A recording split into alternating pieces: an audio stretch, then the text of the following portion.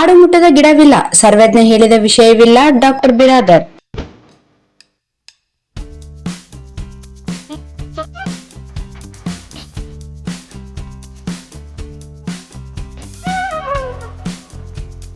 ಸಾರ್ವಜನಿಕ ಸರ್ವ ವಿಷಯಗಳನ್ನು ಗೊತ್ತಿದ್ದರೂ ಅದನ್ನು ಯಾರಿಗೂ ತೋರಿಸಿಕೊಡದೆ ಹಲವಾರು ವಚನಗಳನ್ನು, ಅದರಲ್ಲಿ ವಿಶೇಷ ವಚನಗಳನ್ನು ಬರೆಯುವುದರ ಮೂಲಕ ಸಮಾಜದಲ್ಲಿನ ಅಂಕುಡೊಂಕುಗಳನ್ನು ತಿದ್ದುವ ಮಹತ್ವ ಕಾರ್ಯವನ್ನು ಮಾಡಿದ್ದಾರೆ. ಸಮಾಜದಲ್ಲಿಯ ಡಂಬಾಚಾರ, ಅರ್ಥವಿಲ್ಲದ ಪೂಜೆ ಇವುಗಳ ವಿಷಯ ಕುರಿತು ಉಚಿತವಾಗಿ ಮತ್ತು ತೀಕ್ಷ್ಣವಾಗಿ ತನ್ನ ತ್ರಿಪದಿಗಳಲ್ಲಿ ತಿಳಿಸಿದ್ದಾನೆ. ಶಿವನ ಬಗ್ಗೆ, ಗುರುವಿನ ಸ್ಥಾನದ ಬಗ್ಗೆ, ಜಾತಿ, ಮಡಿ, ಮೈಲಿಗೆ ಬಗ್ಗೆ ತಮ್ಮ ವಚನಗಳಲ್ಲಿ ಜನರಿಗೆ ಮನಮುಟ್ಟುವಂತೆ ಸರಳವಾದ ರೀತಿಯಲ್ಲಿ ತಿಳಿಸಿದ್ದಾರೆ.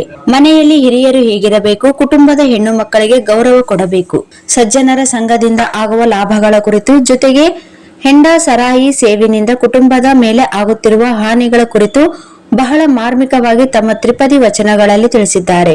ಸಂಸಾರದಲ್ಲಿ ಸುಖವಾಗಿ ಇರಬೇಕಾದರೆ ಯಾವ ವಿಷಯಗಳನ್ನು ಪಾಲನೆ ಮಾಡಬೇಕು ಮತ್ತು ಸಾಲವನ್ನು ತೆಗೆದುಕೊಂಡಾಗ ಇರುವ ಮನಸ್ಸು ಕೊಡುವಾಗ ಏಕೆ ಇರುವುದಿಲ್ಲ ಎಂಬುದನ್ನು ತನ್ನ ತ್ರಿಪದಿಗಳಲ್ಲಿ ಅರ್ಥಪೂರ್ಣವಾಗಿ ತಿಳಿಸಿದ್ದಾರೆ. ಕನ್ನಡ ಸಾಹಿತ್ಯದಲ್ಲಿ ತ್ರಿಪದಿಗಳಿಗೆ ಶಾಶ್ವತವಾಗಿ ಸ್ಥಾನ ಕಲ್ಪಿಸಿಕೊಟ್ಟ ಶ್ರೇಯಸ್ಸು ಸರ್ವಜ್ಞ ಕವಿಗೆ ಸಲ್ಲುತ್ತದೆ. ಈ ಕವಿಯ ವಚನಕಾರ ಪರಂಪರೆಗೆ ಸೇರಿದವರಾಗಿದ್ದು ಆಧ್ಯಾತ್ಮಿಕ ವಿಷಯಗಳನ್ನು ಸರಳ ಕನ್ನಡದಲ್ಲಿ ವಿವರಿಸಿದ್ದಾರೆ. ಧರ್ಮ, ಅರ್ಥ, ಕಾಮ, ಮೋಕ್ಷ ಜೊತೆಗೆ ಮೂಢನಂಬಿಕೆ, ಕೆಟ್ಟ ಸಂಪ್ರದಾಯ ಅಂಶಗಳನ್ನು ಬಹಳ ಅರ್ಥಗರ್ಭಿತವಾಗಿ ತಮ್ಮ ತ್ರಿಪದಿಗಳಲ್ಲಿ ತಿಳಿಸಿದ್ದಾರೆ. ಆಶು ಕವಿ ಎಂದೇ ಪ್ರಸಿದ್ಧಿಯಾದ ಸರ್ವಜ್ಞನು ಹಲವಾರು ವಚನಗಳನ್ನು ರಚನೆ ಮಾಡಿ ಸಮಾಜದ ಅಂಕುಡೊಂಕುಗಳನ್ನು ತಿದ್ದುವ ಮಹತ್ವ ಕಾರ್ಯವನ್ನು ಮಾಡಿದ್ದಾರೆ.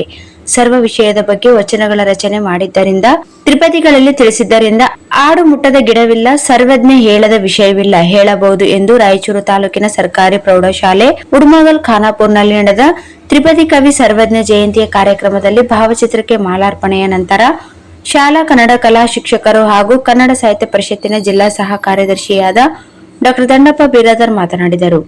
ಶಾಲಾ ಮುಖ್ಯ ಗುರುಗಳು ವೀರೇಶ್ ಅಂಗಡಿ ಅವರು ಮಾತನಾಡುತ್ತಾ, ನಮ್ಮ ಶಾಲೆಯ ಕನ್ನಡ ಕಲಾ ಶಿಕ್ಷಕರಾದ ಬಿರಾದರ್ ಅವರು ಸರ್ವಜ್ಞ ವಚನಗಳನ್ನು ಬಹಳ ಮಾರ್ಮಿಕವಾಗಿ, ಅಷ್ಟೇ ಅರ್ಥಗರ್ಭಿತವಾಗಿ ಹೇಳಿ ಅವುಗಳ ವಿಷಯದ ವಿವರಣೆಯನ್ನು ಮನಮುಟ್ಟುವಂತೆ ತಮ್ಮೆಲ್ಲರಿಗೂ ತಿಳಿಸಿದ್ದಾರೆ. ಜೊತೆಗೆ ಅವರು ಮಕ್ಕಳ ಮೂಲಕ ವಚನಗಳನ್ನು ಹೇಳಿಸಿ ಅವರ ವಿಚಾರವನ್ನು ತಿಳಿದುಕೊಳ್ಳಲು ವಿದ್ಯಾರ್ಥಿಗಳಿಗೆ ಸಹಾಯ ಮಾಡಿದ್ದಾರೆ. ಅವರು ಯಾವುದೇ ಒಂದು ಜಯಂತಿ ಇದ್ದರೆ ಅದರ ಸಂಪೂರ್ಣ ಸಿದ್ಧತೆಯನ್ನು ಮಾಡಿಕೊಂಡು ಬರುತ್ತಾರೆ. ವಿದ್ಯಾರ್ಥಿಗಳ ಸರ್ವಜ್ಞ ಪ್ರತಿಯೊಂದು ವಚನಗಳನ್ನು ತಾವು ಅರ್ಥವಾಗಿ ಅಭ್ಯಾಸ ಮಾಡಿ ತಿಳಿದುಕೊಂಡು ತಮ್ಮ ಜೀವನದಲ್ಲಿ ಯಶಸ್ವಿ ಕಾಣರೆಂದು ಹೇಳಿದರು. ಈ ಸಂದರ್ಭದಲ್ಲಿ ಶಾಲಾ ಶಿಕ್ಷಕರಾದ ಪಾಂಡುರಂಗ ದೇಸಾಯಿ, ವೀಣಾ ಕುಲಕರ್ಣಿ, ಶಿವಲೀಲಾ, ನಫೀಜಾ, ಅಂಜುಮ್, ಸಾವಿತ್ರಿ ಸೇರಿದಂತೆ ಇನ್ನಿತರರು ಇದ್ದರು. ಕುಮಾರಿ ಚಂದನ, ಮನುಶ್ರೀ, ಭಾವನಾ, ಪೂರ್ಣಿಮಾ ಸರ್ವಜ್ಞ ವಚನಗಳನ್ನು ಹೇಳಿದರು. ಶಾಲಾ ಸಿಬ್ಬಂದಿ ನೀಲ್ಕಂಠ ಕಾರ್ಯಕ್ರಮ ಸಿದ್ಧತೆ ಮಾಡಿದರು. ಈ ಸಂದರ್ಭದಲ್ಲಿ ಶಾಲಾ ವಿದ್ಯಾರ್ಥಿಗಳು ಉಪಸ್ಥಿತರಿದ್ದರು.